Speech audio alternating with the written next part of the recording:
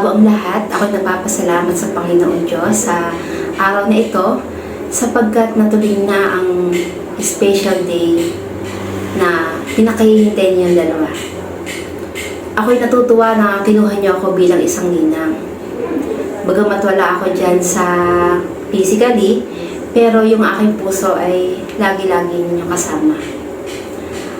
Sa inyo, Karen at Mark, ito yung time na dumating na yung inyong pinakahihintay, yung panibagong yugto ng inyong buhay.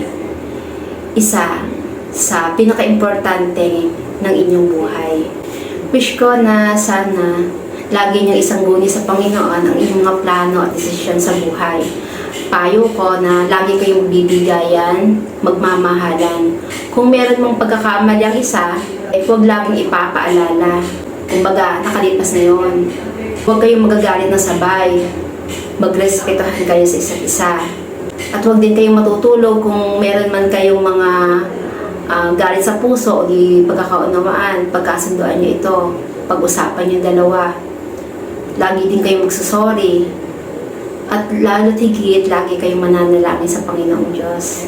Na andito kami na inyong mga magulang at naandito yung inyong mga ninong at ninang na pwede nyong hingaan ng tulong kung meron man kayong mga problema. Sabi nila, wala daw perfectong pagsasama. Dumadating talaga yung panahon na sinusubok ang inyong pagsasama. Pero yung paghihiwalay, hindi yung solusyon. Dapat, balikan ninyo simula kung paano kayo nagkakilala, kung paano kayo nagmahalan. Sinasabi sa Biblia na ang pag-ibig ay mapagbata, mapagtiwala, puno ng pag-asa, at nagtitiyaga hanggang wakas. Sana yung pag-ibig nyo ay maging forever. At muli, congratulations, Karen at Mark. Pagpalain ng Diyos ang inyong pagsasama. Salamat sa Diyos.